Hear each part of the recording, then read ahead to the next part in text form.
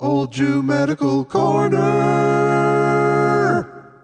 Hey, Tommy, too. Hey, Mommy, it's Tommy, too. You're back. He's back and alive. I am, yes.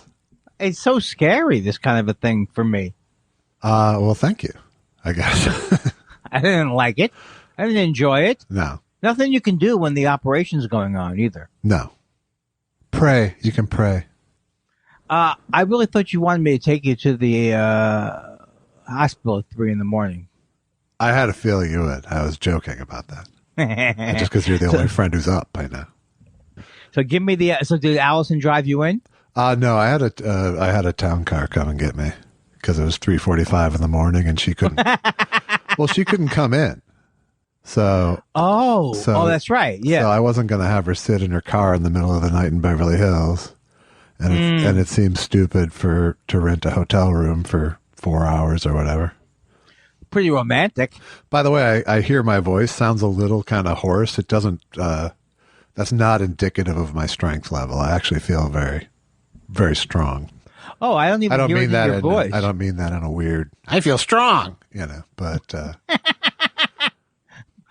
How you? But I'm just hearing my voice. I'm hearing my voice in headphones, so I'm like, oh, that sounds a little. No, you don't even. I don't hear. Is that from being intubated? I don't think I was intubated, but I think What does that mean again? Tell me. That's when they. Something goes down your thing, right? Yeah, I know there was. He told me too. There was nothing down my throat. I don't think. Oh, okay, but you did have.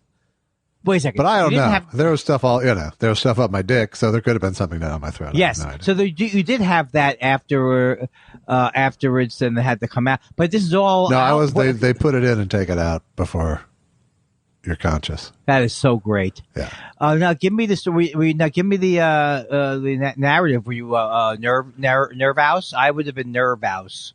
I was like at a certain point, it was just sort of like. Just ticking clock, just trying to, like last week went really slowly. Yes. Usually the week leading up to Doom goes quickly, but, it went really slow. And then, I got picked up at like 3:45 in the morning for my fourth. Were you ready? Were you ready? I was, yes. I had to do a pre-surgical, scrub shower the night before. Are you sure that guy was connected with I'm sorry. Damn it, that joke only works if you're somewhere else. Yeah. And what you have to use some special, like, lice cream? Yeah, lice cream. I deloused myself for surgery.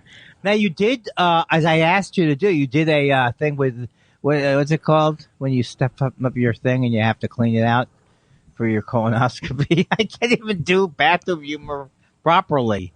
What's it called when you have an enema? Yeah. Funny stuff. Yeah. No enema. No. Nothing. No.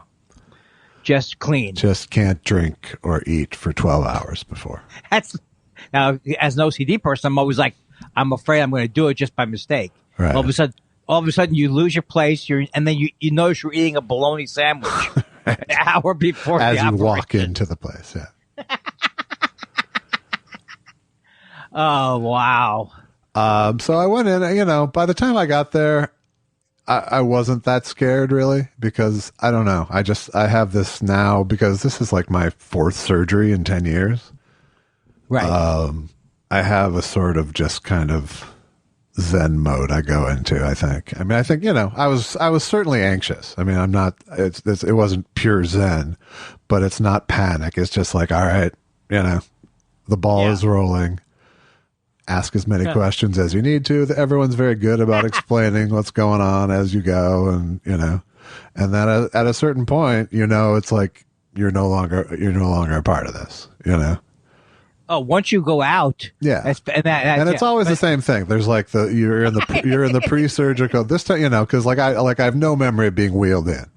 And I like that, I am from the cancer surgery and the cancer bit. I do remember being wheeled in. But in the 2 back surgeries, it was like prep room, no memory, waking up in recovery. Right. Which is how I like it, and I like being detached from what's actually going to happen. Like I had a very clear mental image of they cut you open, they move your intestines open, they put the disc in, they back out, they sew you up, Wow, I have no inner concept of what it looks like in there. As you were saying that, all I saw was a bunch of slop in, take a bunch of slop out, and they all back away from the operation. Yeah. I mean, they're, and then I talked to the doctor's assistant yesterday. I was like, well, how, and what I never asked was how is the disc just pressure fit in there because it's a spring, or is there adhesive? And she's like, well, no, it has these 4 titanium fins, and we gently mallet it into place. And I was like, I'm so glad I've heard the phrase gently malleted, and I'm so glad I heard it post surgery. I don't like that. So, and that's after scraping out the old dead disc too. So, but oh wow, it's a titanium disc. Yeah. And what's different? Did they put anything in last time? No, they tried to remove as much of the disc as they could without rendering it completely spongy or whatever. Right. Right. Structurally inadequate. You're structurally inadequate to describe what happened down there. I don't know. I think I'm doing pretty well, actually. Oh, no. I thought you were... No, they were trying You're saying your disc is That's what they did. The last surgery was where they took out as much disc as they could to try to clear it from the nerve without completely ruining the... I wish I could be articulate. How come I didn't get that gene? The way you're doing it, every sentence it makes sense. You clean that out and you put the other one in. Boom. But see, I already blew it. So you wake up and they make you stay there for a while. I thought you were going to say, and they make you a steak sandwich. Yeah, that would be good. No, they offered me like a tube of applesauce. Oh. And water, and then some Ritz peanut butter sandwich mini crackers, which I didn't eat that. And they had like a Nutri-Grain bar, which I had a bite of, but it was too sweet for that moment. Right. But I drank a bunch of water, and then you have to urinate. That's like that's the bar for letting you go. Well, because but the thing is already out. Oh yeah. Oh, the thing is out before you wake up. Oh, okay. Well, what if you couldn't be? They're gonna put it back in. No. Yeah. Oh, that's what they threatened me with that with my appendix. I don't think there was no threats, and I succeeded quite well. I filled the thing. So. Why? You don't have to. Hey, nobody needs to. No, I think they do. If we're getting clinical, if we're doing gently malleting to my spine, you can hear about me peeing. Yeah, but you didn't have like a small a rubber or like a ping pong ball go up through a tube, like when you're trying to get enough air, show your lungs working. Yeah, I didn't have to do that. Did you understand what I was saying, even though it was badly said? Yeah. No, it's a thing where you go. Yeah. Yeah, so you got to get all three balls in the air. Yeah. So now, this is one of those things where you at some point you have to leave. There's no other area. There's no apartment. You can't go to the pool or to the sauna, right? Right. But but they're very nice over there, I'm sure. Yeah, I want to leave before they want me to leave generally. But don't they call it a suite? Aren't you in a suite? No, I was in a recovery room with curtains. I call that surgical suite. This was not a hospital. This was a surgical center. So I know. Even I understand this. Normally, it wouldn't only be because I've been and had these procedures that I would be able to say, yes, I get the difference. Okay, good. So I'm somewhat. So they wheelchair you out to the street, put you in the car, and say goodbye. And so you took another town car home, or like no? Allison came and picked me up. What time was this about? I think I was out of there by about noon. And is it one of these things where she said, "Look, honey, I've got some errands. If I'm not there at noon, I'm." Or was she? Did she roll out the red? No, she was on high. She was on high alert the whole time. Oh my God. So, everything also was. They kept her. They kept her abreast of each step by text. This is so great. I mean, nothing is great until we know that you can go back to the decathlon training. Right. Yeah, and it's going to be a while before I know, because apparently nerves, don't just bounce back. That Right. It's weeks to months of healing. So I have all sorts of weird kind of nerve pain going on. That's not it wasn't the, different nerve pain than pre-surgery. So I'm hoping that's like telling me it's healing. But it's just all inflamed because they did a lot of yanking and pulling on the nerves to get them clear and all that. So, but did they say that everything went well? Yeah, he was glowingly positive with how it went. Oh, so who's the she yesterday? The she was the surgeon's assistant. Oh, so you guess you have to know some stuff for that. Presumably, at least about this surgeon's business. Well, it's funny how the surgeon is way different in a surgery setting than in an office setting. You can tell it's like he's on, and for surgery day, he's much more alive and engaged. Well, they're not particularly good. Not just that, and that this is a general rule, but a lot of these people who do that kind of operation, they're not the most. Don't have the best bedside manner, but you never know. Yeah, no, there's very few surgeons with people skills I've met. Yeah, they're just There's been a couple, and one of them, even though he was a great surgeon, kind of made me nervous because he was way too into being funny. I don't like that. And you wouldn't have liked it at all because he was the colon guy, and it was all shit jokes. I've talked about it. That's gotta be and you have to be nice in that situation. I kind of do. But if you're going to go for the funny route, then I feel like I'm qualified. And you can kind of shut someone down in the early stages before they extend themselves too far. Yeah. But I think people can tell from you that you're not going to suffer the fool gladly. I hope so. It keeps on. The problem is fools aren't that self-aware. No, they're not. They're not. And they think, and they have no idea that this is they don't have any idea going in that as a comedian you've heard all of those jokes. Right. Even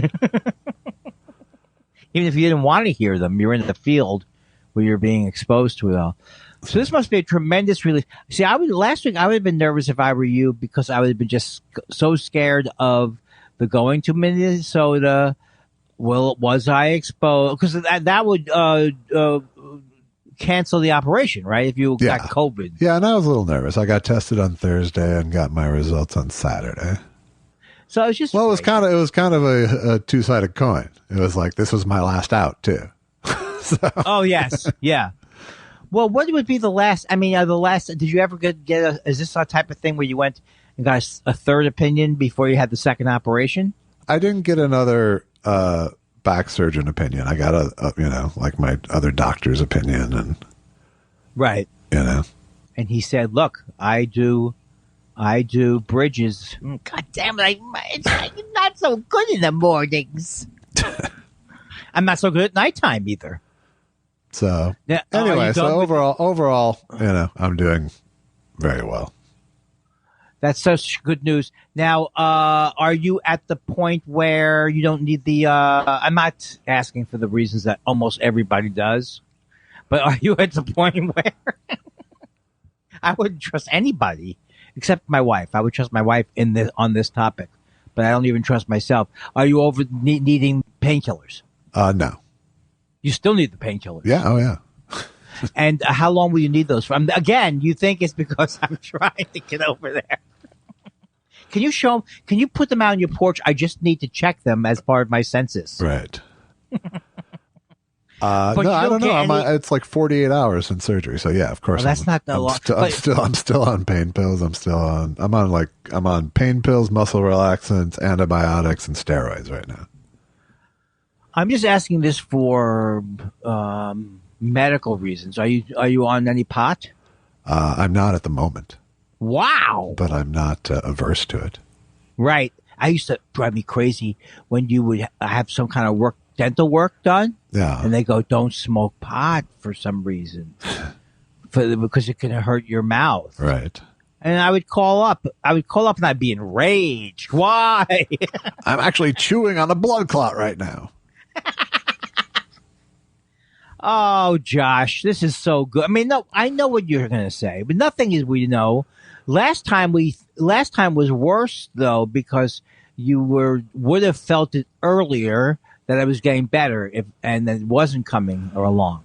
I don't know. You know I don't know if that's true. I could be having exactly the same conversation as my last back surgery right now. So right. Well, you talk. And I apologize to our listeners for having to listen to 2 back surgeries in one podcast. Well, let me just say this: the other choice would have been to not do the show because you weren't going to do the show on the Sunday after Thanksgiving. I mean, after Christmas, right? Right. And you had it scheduled on Monday. So what are you going to do? Yeah. You couldn't say, I'll do the show, but I'll tell you one thing we're not talking about. We're not talking about no, the back thing. No, the only reason to do it this week is that because it's the only topic in my life. And people want to know, Josh. I don't think you realize look, people don't. Well, I did. I tweeted about it with my little turnaround joke. I like that joke a lot. And that was literally because you know me. I have a very weird positive feedback response. You know how I feel about pep talks. So putting it out there means all these wonderful, well-meaning people wishing me well, and that makes me a little uncomfortable. I'll be honest. Yeah. Yes. But I want, because it's been the topic on our show, I did want the people who are tuned into what's going on to know that I'm fine. And it is like me or not, it's still a storyline. So. Well, that's true. That's true. What people don't know, though, is that the whole podcast is scripted. So the fact that you know where I was going to go with it? You had to have 2 operations because the first one wasn't going to work? Yeah. Let me go look at my... Hold on a second. Hold on. Okay. Where were you? Are you on... Is this 245? Is this 253? Are we up to 272 yet? Yeah. See how I'm doing it? Uh-huh. I bet someone at home right goddamn now thinks, man, they really might have this kind of storyboarded out. Yeah. And when is it going to be that I come on to you inappropriately? After we bring in the young cousin. It all sounds so terrible. It just sounds terrible, and we don't know why, right? We bring in the young cousin. What does that mean? Your young cousin joins the podcast. Oh, that was a really good laugh. You know what, Josh? You may be sick. Yeah. You may have just had an operation. Well, it hurts. It actually hurts to laugh right now. That's why I felt it was safe to do this. 7, 8, 9, 10, 11, 12, 13, 14. That hurt. The doctor. So in other words, I don't understand. The doctor said you shouldn't put yourself in a position where you can be delighted. What are you doing this for? I told the doctor. Yeah, but you can make a sudden movement from Andy saying something great. Nope. Can I get a second opinion? Yes, podcasts are over.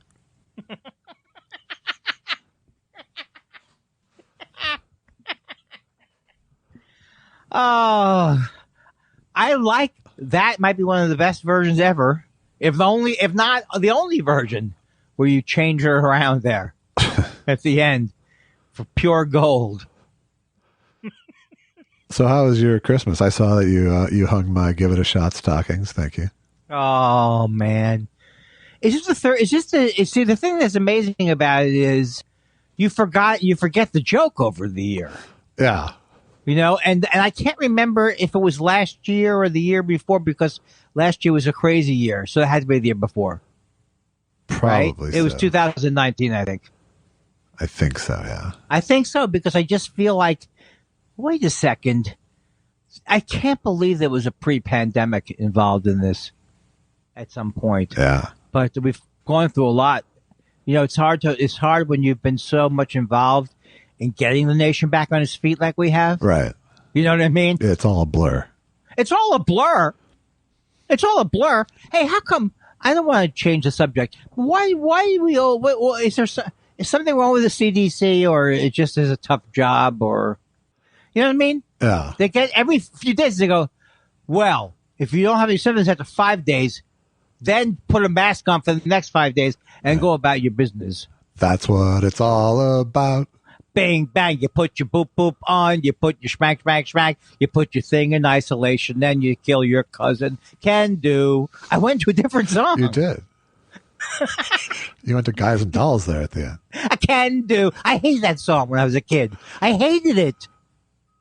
I don't understand. I'll tell you why. Because there's something about the that is it New Yorkie talk? Can do. I never was around that New York. It sounds like a bunch of bullshit to me. Well, it's Damon Runyon. Oh, okay. So there it came by itself honestly at one point. Yes.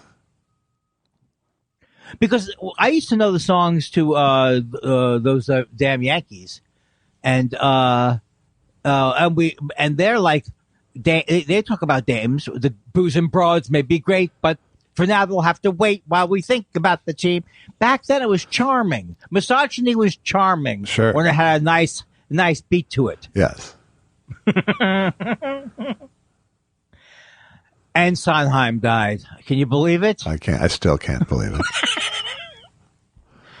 Did I ever tell you that why I finally figured out what the Sondheim connection was that I knew of?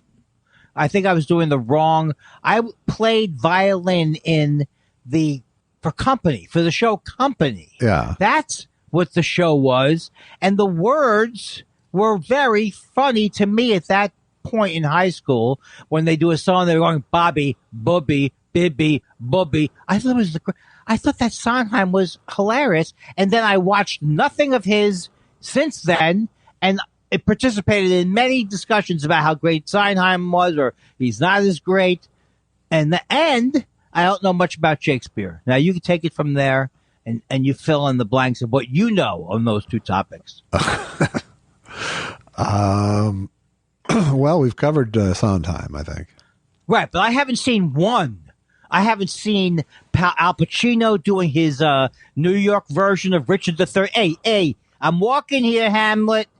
I'm walking here. I haven't seen one Shakespeare play. I took a course in Shakespeare in college. I was an English literature major. Yeah. And know nothing about, and it was almost a theater major, and don't know nothing about him, and I'm not even encouraged. I like the individual poems when you hear them separately. Which is the one I should start with? I've never seen Romeo and Juliet. This is what I'm saying. Or the, what's the one, 007? I haven't seen those either. Which should I see first? I would go with the 007 because there's definitely. better That's chance. What's going to happen. A better chance, I think. Yeah. I'd go with Goldfinger. Okay. Overhead. Is that Shakespeare? Is that the Shakespeare recommendation? Yes. Okay. I hear your voice now, and I'm concerned about it. So. Yeah, there's no need. There is no need. No. Boy, I got a lot of emotion involved in that because I admitted that I didn't know enough about musical theater, which I think Which I is lied not about a strike against anyone in my book, by the way. No, but it is when you're in the theater department. Well, I think you need to get over your college experience as being any kind of a template for your life. I haven't. I have not. You're wrong about that, first of all. Well, you were a theater major, and the first thing you went into was music. No. I wasn't a theater major. I'm sorry, you were an English lit major. English literature major, right. And the first thing I did was not read that much. That was my first thing I did. Right. Like, I'm an expert. Well, I mean, you've carried over. I was an expert on Hemingway. Is it really hard to be that expert on Hemingway? I don't believe you were. Well, okay. Well, again, I think you might be somewhat right, but I've read at least 6 novels. I don't think a bachelor degree in English. Oh, that's where you're wrong, my friend. Are you kidding me? Do you know how many trials I've testified at for my English literature expertise? Yes. Mr. Kindler, you have a Bachelor of Arts? Yes, I do. Yes, I do. Can you please tell this courtroom why the importance of being earnest could not have been? Okay, I'm sorry to short circuit it, but Sir, your answer for a Hemingway expert, your answers seem quite long. Here's the way Hemingway wrote. Darn it. Damn it. Feels bad, damn it. Not so good, damn it. I rescind my questioning of your expertise. But do you think there are people out there making the argument that a B, if you majored in English literature, you're an expert? Only people who get the degree, I think. I know. You were studying into the new topic. No, I was going to ask if you could name the 6 Hemingway books. Yes, I read The Sun Also Rises, For Whom the Bell Tolls, The Old Man in the Sea, which I don't think I read. There's a couple. Did I say For Whom the Bell Tolls? Yes, you did. The Old Man, and the Sea. Okay, sir. we're stuck on 3. Okay, For Whom the Bell Tolls. Okay, here's the one. The Bullfighting Chronicles. No. I didn't read them. That's not what they're called. So I think I did read one more, but now I can't. I'm mixing them up with the Carlos Castaneda books. Yeah, how many of those can you name? Well, I read 3 of those for sure. Yeah, because they're easy to read. A Spanish flower. El Conquistador. I don't know. One more. Old Man in the Sea. Yeah, For Whom the Bell Tolls. Right. The sun also fucking rises, you stupid idiot. Then searching, and there's something that has like a war. There's a war in it or something. I only think he wrote like 3 novels. Yeah, there you go. I was a Hemingberg expert. I was a Hemingberg expert in high school. Oh God, that's the most fun I've ever had in my life. What a horrible student I was. What a horrible student. No, but I did learn how to write papers well. Yeah. And I wrote the paper, blah, blah, blah, blah, For Whom the Bell Tolls, and this is what he said. I wrote it like I read New York Times articles. Yeah. Like obituaries. That's how I did it. Huh? Obituaries always start the same way, right? They start with one. I don't know how they start now. But don't they always give a story? They start with The Sun Also Rises. No, but they give like a little story before. It doesn't start with the whole life story. Andy Kindler, a once renowned Hemingway scholar, died today in his home at the ripe age of 139. Mostly not known. He was down to Old Man in the Sea. What the? How could I be getting a phone call? How could you choose that ringtone? Okay. Are we still on? Why did you choose the Scientology commercial ringtone? The dagga dagga dagga. You know what that's actually called? Gadagga dagga. Gadagga dagga dagga dagga dagga dagga. Gadagga dagga dooga dooga dagga dagga. What a bunch of... Is this what we... What's the point of living if that's the best they can do? I came out of anesthetic for this. Okay, next time, if this happens again, I'll have Constellation. All right. Because Constellation is really great. Good. Why are they all terrible? Why can't some of them be... I don't know. Well, I'm a vibrate guy. My brother has the Jeffersons. Yeah. He's got bad that. That's Sanford and Son. The world's stupidest man. Name 6 black sitcoms. I'm going to have to... 6 blacks. The Jeffersons, Moesha, the Wayans brothers, Malcolm and Jamal, Malcolm and Eddie, The Cosby Show. This is stupid. First of all, no matter how well I do, I still sound like a white... Well, let's just say you didn't major in sitcoms in college, and yet. Oh, there's no question about it. If I was able to major in sitcoms, I could have had a very, very good, very extensive major. I would have gotten a BS degree. Buddy Sorrell. Oh, this is so much fun. This is so much fun. Whether you're Dickens or Fenster, it's fun. Are we going to do? We have to do questions, are we? I think. Or you thought maybe we would? Well, I don't know. I think there's only a couple there. So. I only asked that because I thought, was I supposed to ask for questions? No, I just figured we'd do a one-off this week. See, here's the thing. You were talking about that you are like hesitant to tell people that you've had an operation, right? Or you're hesitant in general. I'm this way about it. I secretly want everyone to know I've had an operation, and I secretly want everybody to know that it's like the most hardest thing I've ever gone through or something. I want everybody to treat me as if I'm Brian Piccolo in Brian's song. Yeah, and I go the other way with I like to show my bravery through non-dramatization. Right. What bravery again? That you didn't run away from the. Well, you're saying you like to be like Brian Piccolo. Yeah. Don't remember him for how he died. Okay? Remember him for how he lived. And oh brother, he lived. That's from the actual promotion of the movie. Except not the oh brother, he lived part.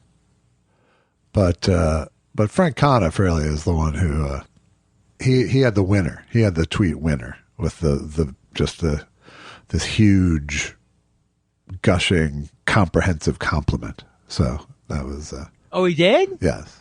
About you? Yes. Let's hear it. Sure. He retweeted the thing about I could turn around, that thing. He said, just out of surgery and Elvis Weinstein is already making with the funny quips. Let's give him all the best wishes there are because he is a treasure as a comedian, writer, filmmaker, musician, and especially as a friend. Get well soon, Josh. Love you. Come on. Oh my God. Oh my God. What the fuck is he trying to pull on me? Is he fucking buried you, Andy. Oh, fuck him. Fuck that noise. Meanwhile, I'm trying to protect your privacy over here. Meanwhile, I got Stephen Elton. For the record, you texted me twice, day of surgery. I know, that was so good. When Stephen Elton Yates, it would have been, only thing that would have been bad is if I hadn't checked in with you. Yes. If I had forgotten about the operation. Yes. And then, I said, and then I would put it back on you. Well, what do you, look, I forgot. It's Chris. I'm not as horrible as I acknowledge myself to be. I think I'm not saying I'm Mother Teresa level, right, but I'm definitely Muhammad Ali level in terms of my ability. I may be the greatest comedian who's ever put on gloves. Yeah. Latex gloves. And my comedy, I float like a butterfly and I sting like a Jew.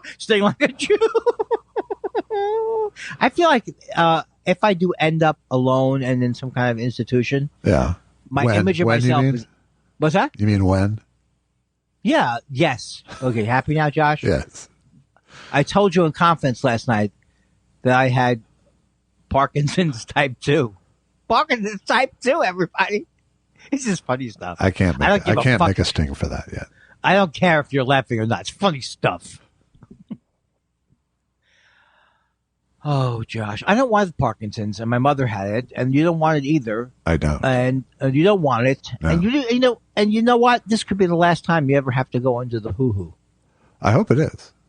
That's right. Me too. I do not want any more. I've decided after seeing how much time my sister spent in the hospital, I don't want that. Yeah. So pull the plug now. Pull the plug now. It's such a relief that you're home. I know we don't know what the results are, but I'll tell you something. They didn't drop you off the table or something like that. Did they ask you what disc we were working on, or what leg? Or they don't have. There's no way to ask you for that operation. No, they always do. That's right. Yeah, we are doing an artificial disc replacement on L5S1. Oh my God! And you just made that up, or no? I just know that was real. That's actual real. That's the kind of thing that would keep you writing soap operas for years, because you'd have all that lingo. The one thing I haven't determined fully is how it will interact with airport security devices.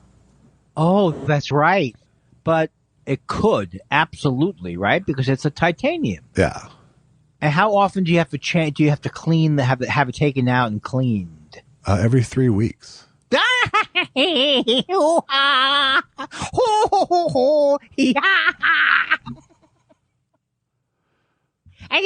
I do remember early in this process asking the surgeon how long will it last, and he's like, longer than you. And did he have any jokes like, but you got to change the filters? No, did he have any jokes? Not a funny man. Not a funny man. No. And you don't necessarily want that. The worst what you don't want is someone who wants to be funny and isn't. No, that's exactly it. Or more interested in trivia about Mystery Science Theater 3000 than he is in, he doesn't have his... Yes, I have yet to have a starstruck doctor. But like my main GP has a lot of old celebrity clients who I won't disclose but I from anecdotally and from seeing them in waiting room, it's like, okay, if you're keeping them alive, that's good. That's a good sign. And that's why my ear, nose, and throat man, when I saw Randy Newman, I'll never have that chance again. I'll never have the chance to meet Randy Newman. And why do I think? Two things I feel like I could have done. Said hello to Paul Simon when he was at Mohonk with Lauren Nichols. And neither one of them would have changed my life considerably. Yeah, I don't, it's a fake missed opportunity. It really is. It's better this way that I didn't blow it. Yeah. I often fantasize about what I would have said to Paul Simon. Like, I would have been like, no. I liked One Trick Pony. That was one of the things I was going to say. I even liked One Trick Pony. Now, what kind of a fucking moron would say that? Well, thankfully not you. I swear to God. I was going to say, I went over it 20 times in my mind because I was going to say it like not in a joking way. I really thought that was a great movie when I saw it. And that would have been the wrong thing to argue with him. I always use kind of a barometer of like, could I add anything to their day by having this interaction? Like if I had something really like funny of the moment to say, then maybe. I love those stories of people. But there's also the weird unspoken energy of everyone knows that you know who they are. Is it in some way insulting to not acknowledge someone? But of course it's not, Yes. It was awkward when I was at the airport and met Martin Short once. It wasn't awkward because he was so sweet about it, but it was obvious I wanted to be funny in front of him. And I was like saying, I'm doing you to you. And that kind of broke the thing, but it was like, when you love someone so much you want to make them laugh or something, that's stupid. But you also feel like you can't look at any of these interactions as this is my chance to make friends with this person. Right. That's what Twitter is for. Right. But the thing is, the Montreal thing, I met a lot of people there just because they're going up to the festival. So Kevin Pollak and people I probably wouldn't have met normally. Right. Oh, and you're a BMOC at Montreal. Yeah, it's so funny because I can't even imagine. You're an institution within the institution. It does seem like a different lifetime, though, Josh. I know it's hacky to talk about that we haven't been anywhere, but doesn't it seem like it's not the same life? I mean, I know it is, but I can't imagine that ever being my life again, going out extensively on the road. Yeah, that hasn't been my life for a while, so I'm trying to find some sort of creative continuity. Right. But I totally feel disconnected from live performance, really. Or what's going to happen next in the world. It's kind of like that, too, in a way. It totally is. Yeah, it's really, but maybe it's a good time to stop worrying about things. I'm getting better at that. I don't watch as much news. I told you that. Oh, boy, have you told me that. Hey, have I mentioned to you, I don't know because we go over a lot of stuff, but have I mentioned to you how I don't watch the news as much? Yes, you've gently malleted it in. And so, I have to give a lot of kudos to that lady for not saying, because normally people don't ask all the questions. Right. Well, there was two phrases that I loved. There was gently malleting. And then there was two surgeons who did the surgery. There was the vascular surgeon who got him to the spine and the spinal surgeon. And the anesthesiologist referred to the first surgeon as the exposing surgeon. And it took everything I could not to go, you mean Dr. CK? Now, that would have been the best example of that joke, and I would have loved it because you were going after CK. Yes. Professor CK. I love I know this is off topic, but I love the concept that people have in their minds of what happened with Louis. And then he asked, look, I just happen to like this. Is it okay? And he asked again. And then he asked again. Right. And then he got written permission. Why are they upset? Right. He had a notary there. Can you imagine trying to justify some asshole's behavior by saying, look, he asked. They said whatever they said. Right. But there's nothing wrong with that. Like maintaining it. Like the asking isn't just as much sexual abuse as the doing. Oh, no. It's, in other words, like, your career is not at stake here. Right. Even though I'm in a power position over you. Right. And I'm asking if, whatever.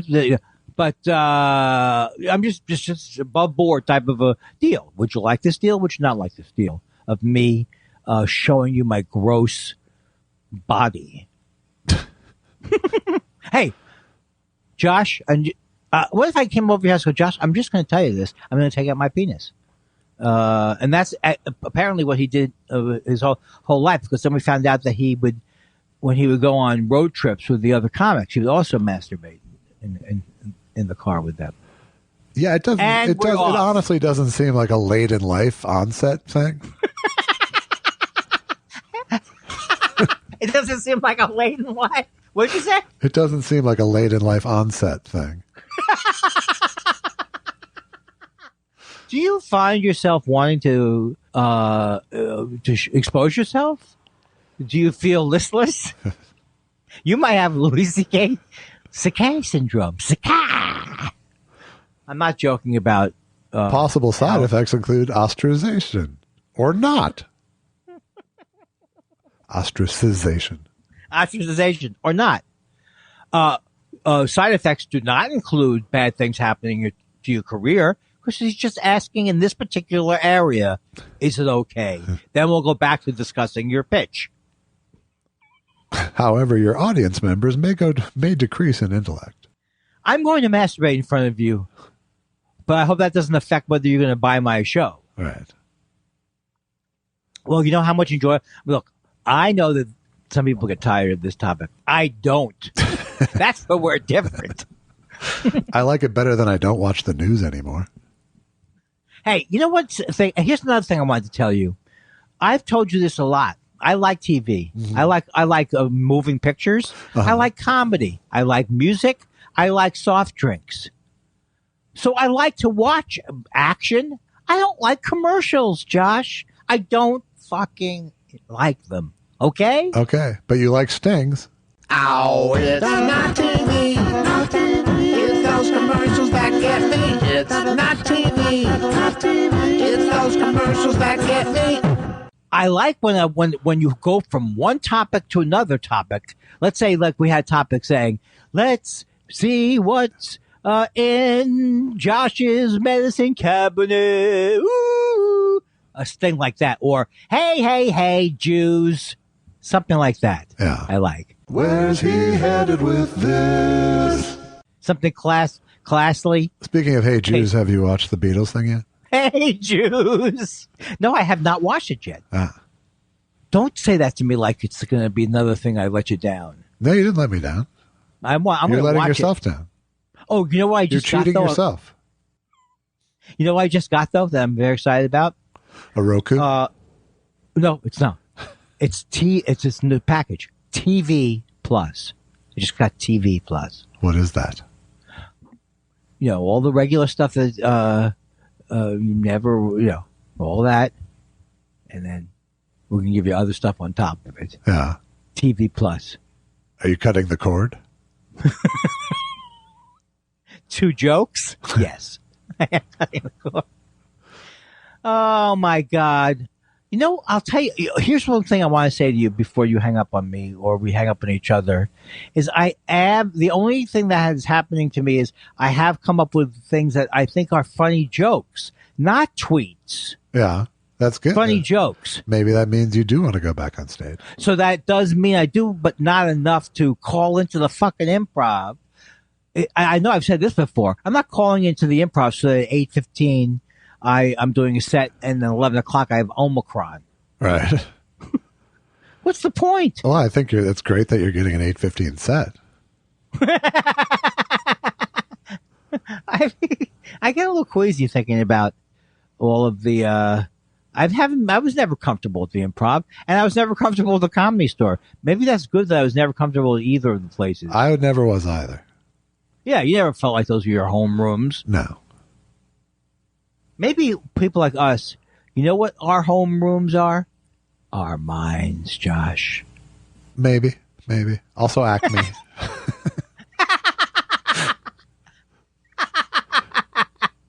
Acme is the only club in the country that actively wants me to come there.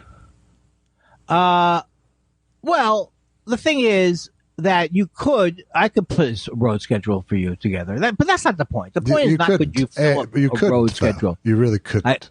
Look, I'm like every other fucking agent. I'm willing to lie to everybody. All right, Josh. I'm what I think is a lot of people, even my age and higher, need to get back on the road. That's what I'm going to be angling for you. All right. When I represent you. We're not. We don't. Is it? We haven't. You're not. Are you in pain? I am in pain, but not more than when we started. See, Josh, I'm so proud of myself. I am. Why? I could have blown that. This could have been a horrible experience for you. First of all, you're already 2 minutes late. I figured I wasn't trying to be late. Yeah. But you don't want to be late when someone's in pain. So I wanted this to be an experience for you. I know you're going to hang up. I don't care. I'm not going to hang up. Oh, thank you. Pink point. Andy, why would you say that? I actually got an electric shock. I literally have nothing else to do, Andy. I know, but what I'm glad about, yes, but I don't think you enjoy. Except for edit this fucking mess. No, this is not edited at all. It's going out as is. And it's going out pretty close, I'll be honest. Right, because you know what? Because the point I'm trying to make to you, Josh, if you would fucking has my anger here, good. If you would just fucking listen to me. What if I express myself like this? Would it be better if you would fucking just shut your goddamn mouth for one goddamn second, you stupid Midwest Jew? Well, these are very ineffective insults. Yeah. I forgot where I was going with it. Don't hang up on me. That's right. No, you're not going to hang up on me. But what I wanted to do is I did not want to make fun of your operation, right? Yeah, thank you. Or say, are you in pain? I'm not, because I don't have anything wrong with my back. Is the operation going to work, Josh? Because I got to tell you, in terms of me, either way, because oh God, I don't like this guy either. No. No. The way you said that. I'm trying to take a lesson from Clyde, actually. Oh, why? What's Clyde doing? Well, Clyde had a major back surgery earlier this year, and, while it took a few weeks for him to get his strength back in his legs, he jumped up on the bed like a champ this morning. It's a part of life that I'm not experiencing anymore because I also know that the goddamn dogs have Omicron. That's what they're telling me on the news. Yeah, well, I thought you didn't watch the news. You're watching idiot news, aren't you?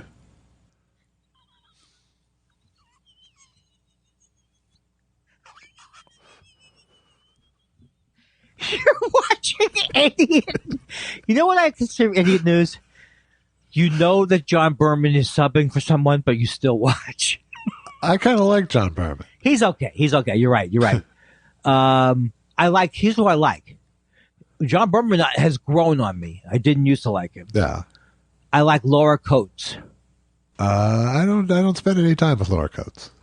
And then I don't like it. And then everybody else can CNN.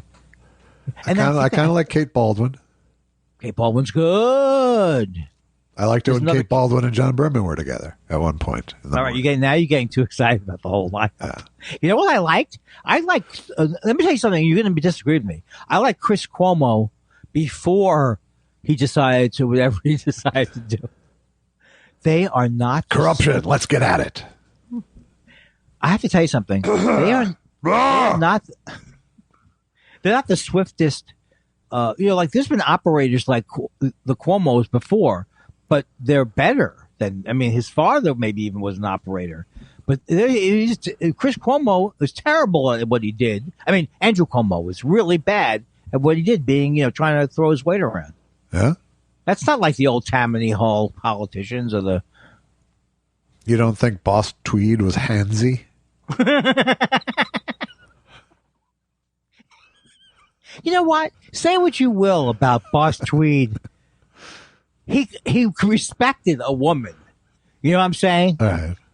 Boss Tweed, he still, if a woman came over, I don't know anything about these people past the name. But I think Boss Tweed had to have some issues. Probably. And Tammany Hall sounds like Tamarind Hall, who used to be the broadcaster on MSNBC. Huh. What an insight. He's trying to be an ingrate. He's like an ingrate now. You got 25 minutes. Again, I got a whole full hour of me going, oh, tell me more. Tell me more about it. And what did you notice when you were out? Can you remember anything before you went out? No. I mean, I remember up to a certain point in the pre-surgery room where the guy must have come in and give me sort of a sedative.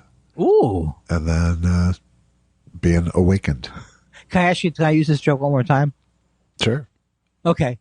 Are you sure the guy came in and gave you the sedative? Was he connected to the hospital? Surgical suite? Uh-huh. Because but you do now do the joke. Okay. Oh, you dog, you dog. You're a dirty dog. You are. Shut up, you dirty dog. I'm having so much fun. And the thing about it is, are you going to, do you think you'll ever, oh God, I can't believe the stupidest question in the world. Okay. Is there Pilates in your future? Maybe. Okay. I don't even know if there's going to be physical therapy. Right. But the good news was they give you like a back brace at first they were like, you have to wear this whenever you're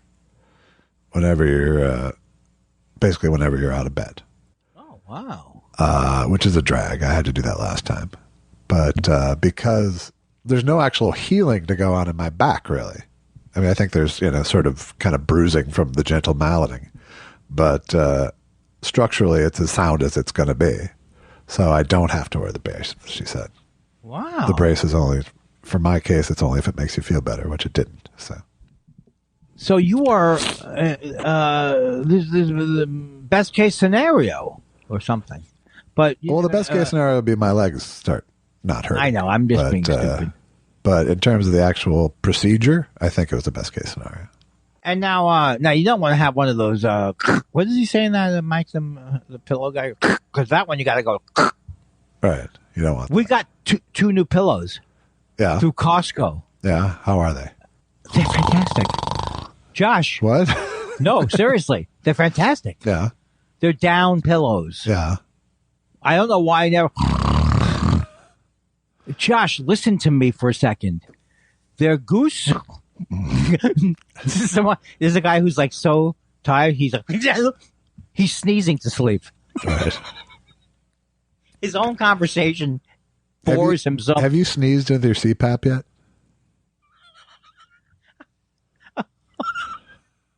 I don't know, but it's just another way of looking at me that people can have that's pathetic.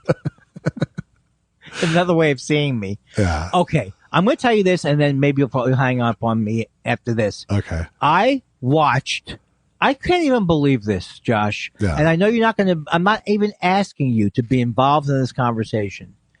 But I saw an episode of Curb Your Enthusiasm. I just happened to tape it, just because there's nothing on. He's fucking married to Tracy Ullman. He is? Or he's dating Tracy Ullman. Yeah. And he's talking about fucking Tracy Ullman, and she wants to have a vagina revitalizing. I don't know what is going on. And she's Tracy Ullman in the show? I don't know who she is in the show. I didn't get the context. I think so. Who else could she be? Is Tracy Ullman dating? Well, Jeff Garlin is playing a different character than himself. Sort of. What's he playing? Well, he's playing his manager. Right. And still Susie Essman is there. Right. And she's not Susie Essman in the show. What's that? And she's not Susie Essman in the show. What is she? Oh, right. But ask me what is the humor based on with her character? Yelling? Well, ask me. What's it based on, Andy? Shut the fuck up, you piece of scum. You penis scum. You scumbag. Larry, you're a scumbag, Larry. The only funny thing on that show is that guy who I love, but he can't even save it. Ah. You know what I'm talking about? No, of course not. He does the Caesars commercials too. J.B. Smooth. Ah. He's the only person who can just say anything. Because I realize I love Kate McKinnon. Kate McKinnon cannot be funny just reading from a phone book or selling a phone. Yeah. So it's not every time they open up their mouth, no matter who it is. Were you fucking? Can someone hang up on? I mean, what would you do? How do you end this? What's your plan? It's time for questions. What do you want to know? We love your questions so much. It's half our show. Half our show. I think I'm not getting everybody's stuff. You go ahead. All right. Pickle says, if I win the lottery, parenthetically when, will you guys help me produce a live action show about a tap dancing pigeon? Maybe animated, but I'd like to try single camera. A lot of stories to tell. Maybe not a pigeon, but definitely a bird and definitely tap. Pickles, we're having enough trouble promoting our Patreons. We can't. Well, no, if Pickles wins the lottery, I'm in. Yes, that's true. I'm not going to give you a good price, Pickles. I forgot that part. Yeah. That we're going to be rolling in pickle dough. Yes. Stephen L. 8 says, Josh, I hope you are recovering nicely and will feel the benefits of the surgery soon. Okay, I didn't mean to bust you on the syntax, but, that's how it reads. Hey, anything that you say, so what? Maybe he is in a sour mood. He just had someone open up his back. Thank you, Stephen L. Yates, who also asks, which is your favorite of the talking heads? Which is your favorite talking head? Mine are David Byrne and Bob Schieffer. Oh. Wow, boy, really went out on a limb there with the David Byrne. Wow, I didn't see that coming as your favorite talking head. And what was his name? Brokaw. Yeah. So you're Byrne and Brokaw? Not really. I did like Brokaw. The wife and I used to watch him, but I got burnt out on him. I like the way he says his L's. Sous Vide says this new schedule is tough for us emailers, but as long as Andy is happy. Does this new schedule have anything to do with Andy's secret testimony to the 1-6 committee? Where are the emails, Andy? It's a running gag for Sous Vide. I know, it's pretty cool, but every time I think about that, all I think about is Jay Johnston's face comes into my head, and it'll happen that way until I'm dead, I think, because it's just one of those things, you didn't see it coming. A friend of yours who's a comedian all of a sudden likes Trump. Yeah. It just doesn't. Didn't you used to think like everybody in this business or whatever business that would involve socially aware people, there would have to be a bottom line of stupidity? You'd think, but the thing about Trump is that he's like a lot of fucked up comedians. Right. How do you mean that? I just mean in that narcissistic, can't be wrong way. If someone points out something wrong, they'll go to the ends of the earth to try to yeah, he really is. Posture. It is scary because I think who would buy his shit? Because he's so horrible. But obviously, people do. We are that hacky a country where he could be that successful. Yeah. I don't know. Speaking of which, did you see Don't Look Up yet? No, I did not see it. And this is the one where Bradley Cooper. Is this with Paul Thomas Anderson? No, this is Adam McKay's attempt at important comedy. Right. A lot of his movies seem to have that kind of feel to it now, right? Yeah. What's the topic, though? I forgot. A meteor is crashing into the earth and nobody will listen. I hate that. It's a parable for global warming, presumably. I don't want a high concept thing like that. How long can I watch that for? 4 minutes? Hey, everybody. This is how long the movie should be. Hey, everybody. Did you hear about the fucking, is it a meteor? Yeah. Or an asteroid. Asteroid. An asteroid's going to destroy the earth, Josh. Josh, did you hear what I said? No. I'm too busy having an ulterior motive to accept the truth. Oh, so it's a metaphor, is what you're saying the movie is. So did you see it? I did. Okay, tell us about it. Well, it wants to be Dr. Strangelove meets Network meets Idiocracy, I guess. Pardon my gurgle. But I'm kind of trapped in the middle because it was like a movie about how stupid people are for stupid people in a way. Right. So it sort of underestimated the audience and therefore sort of underplayed the targets, kind of. I can't quite describe, I'm trying to give it some respect for trying to be a big, important comedy, I guess. Yeah. Because I feel like, those are some of the best movies ever when they succeed. Dr. Strangelove, Network, are great pieces of art, Well, so if you don't try, you're not going to make any of those.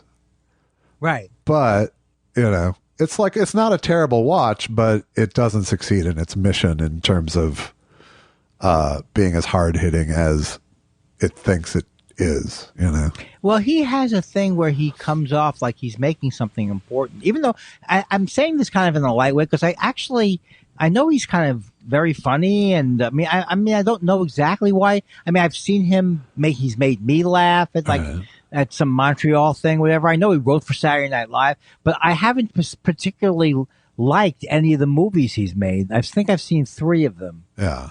Can you name one was not Cheney, but before the Cheney. One was where he had people explaining the financial debacle. The Big Short, I think it was. I can't remember one thing in that movie. Did not have any effect on me. Yeah. And what was the other one that I might have seen? Well, there's the Will Ferrell movies he did. Well, okay. I'm not talking about those are straight comedy movies, right? Yeah. No, I mean like his recent. He's had about 4 of these movies. He did Vice. He did that Big Short one. He did this one. I think I saw Vice. Yeah. And that one I didn't like so much. Yeah. Oh wait, is that Cheney? Yeah. Yeah, I don't think. Yeah, he either I'm attaching that to the way he promotes things, or it's the way his movies look, earnest. Yeah, they're teachy. Yeah. I'm not going to watch it because I don't want. Am I wrong to be tired of Bradley Cooper? I just can't take it anymore. There's got to be more than. Well, Bradley than Cooper's one not actor. in it, so that you're safe. Wait. Okay. So he's in the Paul Thomas Anderson one. Yeah. Doesn't he play John Peters in that movie? What is the new? Oh, Licorice Pizza. Yeah. Okay. Well, I know you have to go. I know you don't have to go, but I don't want to belabor it. But he was on with Ben Mankiewicz, which I love everything on TCM. I just love it. I love that channel. I talked to Ben Mankiewicz on the radio last week. That must have been fun. It was. Was it about his new show? Well, not new show. He's done it for a while. The podcast? We talked some about the Lucy thing. We talked about Christmas on TCM. I got full approval for my Lionel Barrymore impression. So, and not only that, Josh, just as a thing, because Gina Malgin, Susan's sister, had recommended a couple of movies to us, and they were on TCM, and both of them, It Happened on Fifth Avenue is like now one of my favorite Christmas movies, and Meet John Doe. The other one was Christmas in Connecticut, which is supposed to be good. Oh, was that one of the movies? Yeah. So It Happens on Fifth Avenue is the one about the homeless guy who takes up in the mansion when the guy's It's in so Florida. great. Yeah. It's well, I mean, I don't know if I was a combination of wanting it to be great, but I thought it was very funny. And Meet John Doe is like made about Trump, basically. Eastside 76 says it's much appreciated that Josh continues to do a weekly podcast despite the pain and stress, then recovery of surgery. Thank you. Thank you, Eastside. Thank you, Isai. I'm amazed at Josh's ability to. What is it called when you're able to you do this while you do that? What's that called again? Multitask. Multitasking, but it's not really multitasking. It's stepping up to the plate because it's almost like when Babe Ruth hit the home run or something like that. It's like a life-changing decision. Wow. If it would have been me, we would. No, maybe I would have. It's like I hit a home run after visiting myself in the hospital. Yes, exactly right. And you pointed it out here. It's like you went to the hospital. You had a conversation with yourself, and then you said it to yourself, "I'm going to hit a home run," and then you struck out. Ouch. Ouch.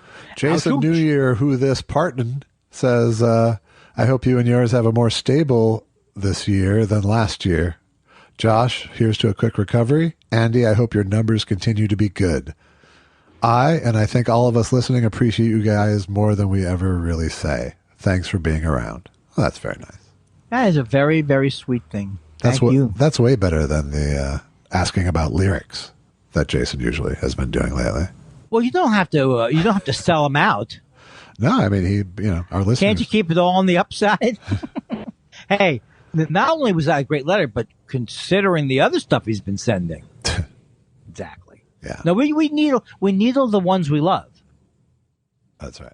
Rookie Karoka says, mention the new Roku with a headphone input, and Benji's mother is interested. Andy's Tech Corner. See, because it's Benji's mother. He's Rookie Karoka. Oh. This is where it's a deep, my favorite year meets modern technology. This is where it's bad that I'm looking at the screen because as you're talking, I see Michelle Obama trending with Joe Rogan. Ouch. Why do I want to click on that? I don't think you do. I think we won out with this last question. Okay, good. Richard Cole says, I was called Ricky until I was 11 or 12 years old. Andrew remains Andy. Did anyone call J. Elvis Joshy when he was young? The lovely stories from your nephew's bar mitzvah reminded me of some of my own family dynamics. Happy New Year. A few people called me Joshy. I hated it. No one in my immediate family called me Joshy. I feel like it's something but I might have people done. I saw at the bar mitzvah did call me Joshy. I don't think that's the worst thing, but unless it bothers you. If it bothers you, it's clearly bad. It just never felt like me, who I was at all. Yeah, So you don't feel like a Joshy. Yeah. No. You're more serious than that, more cynical than that. I think, yes, even as a young boy. Yeah. I want to say this to you. I love you. I'm very glad that you, and I know you don't like to hear that kind of thing. I almost love hung you. up. I almost hung up, but I'm going to let you finish your sentence. Okay, I love you very much, and I mean it physically. And I'm sorry for the selling it out, but I'm so glad you're healthy, and we don't know what's going to happen with the back, but I'm very relieved. I'm very, but you hung up on me. I thought that but I'm so glad that you're home, and I want to do a hang up now. Okay, I can't do it. Let me just say, you're no Frank Conniff. Bang, bang, you put your boop, boop on, you put your smack, smack, smack, you put your thing in isolation, then you kill your cousin.